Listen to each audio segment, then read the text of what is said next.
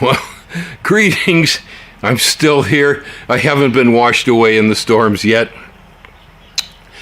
It's still coming in on Oahu, somewhat on Maui, and heading for Kauai this morning.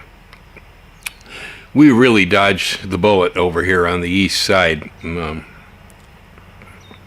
This is Kona wind. See, now, those of you who come over here on vacation and you go, oh yeah, we don't want to go to the Hilo side, it rains over there.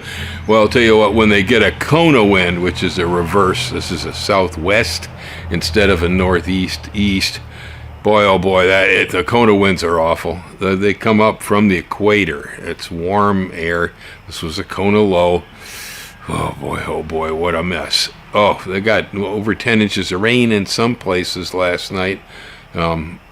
I got 4 inches in the last 24 here. For us, that's not a real big deal. We handle it. My biggest concern over here really was the wind. The wind was blowing pretty hard, and hard enough that there's trash from trees all over the place. And since it came from an opposite direction too, I've got leaves here I never see, like the neighbor's eucalyptus are in my yard this morning. They're usually in his yard. I hear generators running this morning in the neighborhood. So the grid went down pretty bad. And now we're on full solar here, and using a Tesla Powerwall and solar edge technology. And the Tesla Powerwall is, in my opinion, one of the most smart or intelligent battery systems, storage systems we have, because it is grid tied and web connected.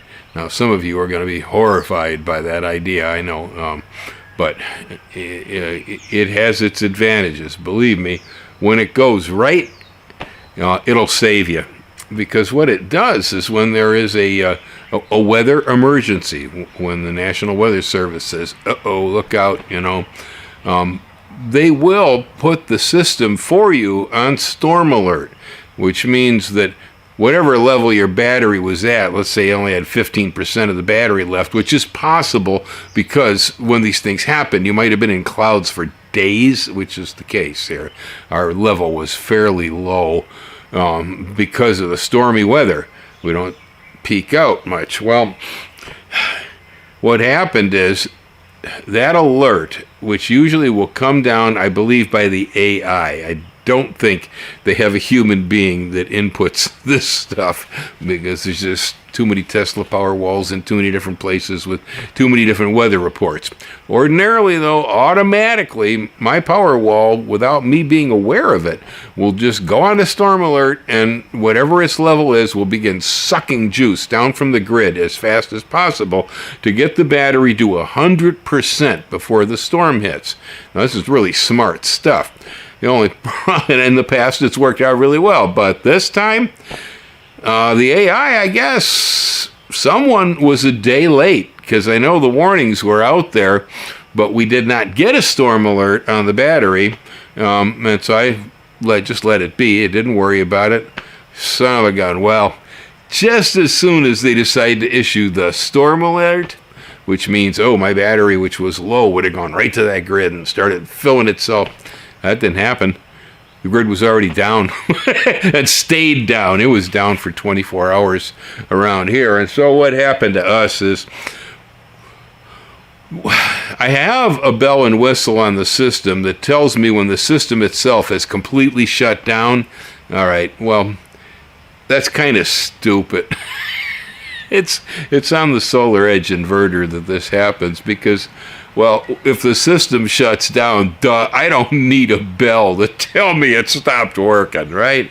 What I would like to have seen in this system, and if Tesla's, if Elon Musk, if you're out there anywhere, what I'd like to have seen was a bell that warns me, A, when you're going to a storm alert, okay, and I would also like to hear when the grid has stopped, because at this point, I rely on my neighbors down the road who are on grid, period, to tell me, oh, Bill, do you know there's a power failure?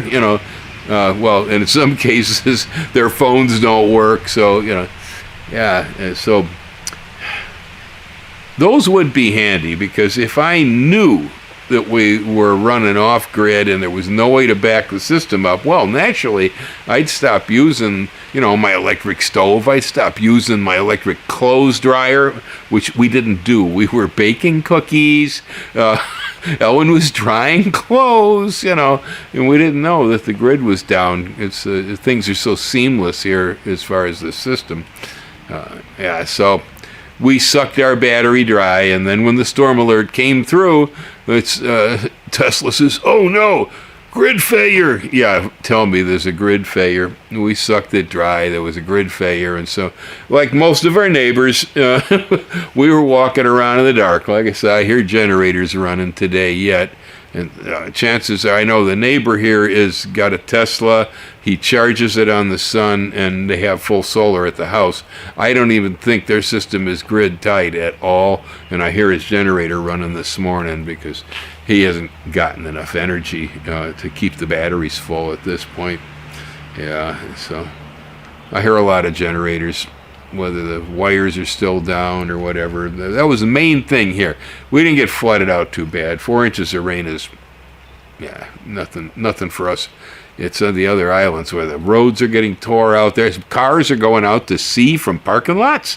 Yeah, water's picking them up and taking them out to sea. Storage sheds are slamming into cars as they're going by, whole hillsides have taken out roads and dumped into people's backyards and their houses. It's mostly over there in Oahu and somewhat on Maui. Kauai's still waiting to get there, so it's still moving that way. But we made out. Ellen and I had to live with candles for a while around here. Gracie the cat was all confused. She had no idea. "What are you guys doing?" she said. "What's with these candles?" "Bill, you're always watching YouTube in the evening. I watch cat videos with you. What's going on? You're not watching the TV." "Ellen, you watch Netflix in the evening. What's wrong?"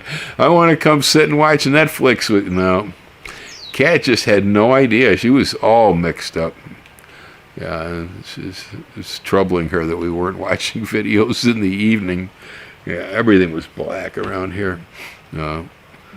But, lucky for us, I had 2 propane grills over here, and then I have 2 wood-burning ones, and so... Well, so I believe in having an emergency kit around. We use these cordless landline phones in the house, and as soon as the power disappears, they're good for nothing. Well, I guess because Ellen has grown to trust our solar system, and through the last 55 power failures on the island, we've skated through because of it. I guess she figured, well, she took the old dial-up Princess phone I had connected in here, ancient old thing from the 70s, to I used it as an emergency line, because if the power goes down, that was the only phone we had that will still dial out of here once the cell phone goes dead, And it just happened at the same time that she took that Princess phone and put it in the attic, not realizing why I had it there. Then her Google cell phone went down and had to get sent back, needed work, so there was no cell phone in the house that functioned. Her old one wouldn't work and weren't right. We didn't have any landlines that would work. Of course, the internet goes down. I'm considering actually getting a modem battery backup. I really am thinking about doing that, because whenever this happens, boom, I lose all communication, Yeah, so I went looking for, emergency phones, and nope, sorry, can't do that. Well, all right. So I went around looking for my emergency lanterns. I've got, fluorescent lanterns around here I bought years ago, and nope, dropped that lantern. Apparently broke something. My lantern doesn't work. Well, I still had candles and flashlights. Cool. So I asked Ellen, well, where's the solar radio that we used to keep in the window here? She says, well, I was messing with it and it didn't seem to be working anymore, so I threw it out. Oh. She says, I have a new one. I go, okay. So she went, she got a brand new emergency radio that was still in the packages, never been opened, had the dynamo crank for a flashlight, and supposedly charged cell phones and all that BS. Took it out of the package, and in the packaging, the whole darn thing had demolished itself. The rubber contacts and so on were literally falling apart. I touched the buttons for the radio when they fell inside the machine, or holding it and trying to run the dynamo, and rubber corners are dropping off. It's a pretty fancy looking emergency radio, but man, looks can be deceiving, because it just fell apart when we threw that thing out.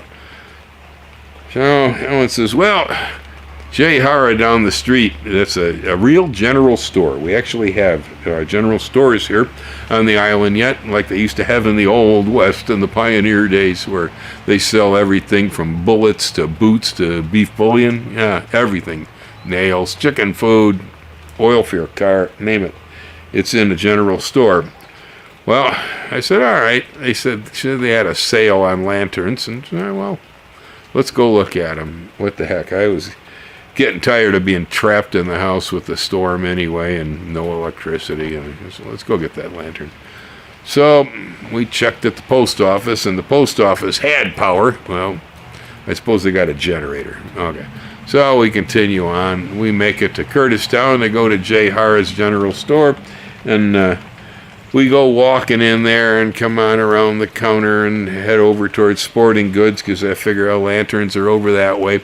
I was somewhere halfway between surf rods and AR-15 assault rifles when all of a sudden, bang, the building went black. I looked at Ellen and I said, I got a feeling we're not supposed to be shopping for lanterns here today. And I said, let's go. And so I turned around and started walking out of the dark building. And, well, I hit the corner, and well, I got a lot of people around here call me Uncle, but I tell you, I'd have called this guy Uncle. He must have been pushing 90. He's over there. He bangs into one of the store employees who's got a flashlight with him and says, I'm looking for the glass lens for my Coleman lantern. And I go, this guy's here for lanterns too? Well, what the heck? Hey, I'm looking for a lantern too. Oh, all right, follow me. Well, it turns out they didn't take me to the ones that were supposedly on sale, but I did find a really nice LED lantern here that's sweet. So I replaced my broken lantern. Yeah, instead of the $35 emergency radio that we usually end up with, I actually went and dropped well over $100 on a new one that does all bands. It's one of the better, smaller ones built. And I didn't get it with a dynamo or with solar charging. Forget it. From now on out, it's keep the batteries outside the radio, and when the storm hits, put them in, run the darn thing, because I can fix that. I can't get it charged up immediately, right? But I can put fresh batteries in. One of my other emergency radios I had here was an old 1969 General Electric. Man, anybody remember the box transistor radios? I had one when I was in high school. Well, I found one at a garage sale. This was a estate sale some years back, and it's been a winner.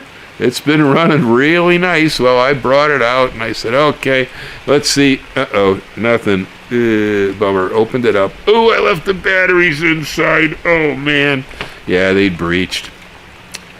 Put new ones in, cleaned it up a little bit, and it wouldn't work. Oh, boy. Well, I tossed it aside. Later on, once the power came back on, and Ellen threw out her brand new emergency radio, and I'd ordered a brand new one from Amazon, I took out my old radio, and I unscrewed everything, took it apart, looked inside, and went, aha! Yeah, it was two simple wires, the one to the antenna and the one going to a battery lead had gotten acid on them and had eaten right through them, and they were disconnected. So, yeah, a little bit of soldering work, and yeah, they don't build them like they used to, man. My radio's back. I hardly ever use it, but it's nice to see us like an old friend. So that's our status here at the moment. And we're doing good, okay? Inconvenience, as Ellen told me the other night when we were sitting in the black and I'd warmed up dinner on the barbecue. She says, we got nothing to worry about. You know, worst thing is we got to have candlelight supper tonight. Yeah, it's true. I was probably in more trauma than I should have been under the circumstances if it wasn't that one reason we put in the solar on this house was I got sick of the power failures. They're constant here. They are constant. Everything's above ground. You can't bury it in the lava with all this rain, I guess, or they don't want to. And so everything's above ground. Every time a tree branch hits it, it goes out. Well, like I said, missed out on the last 55 power failures. I thought I was invincible. No, we weren't.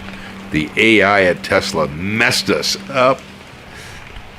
It's a day late. Okay.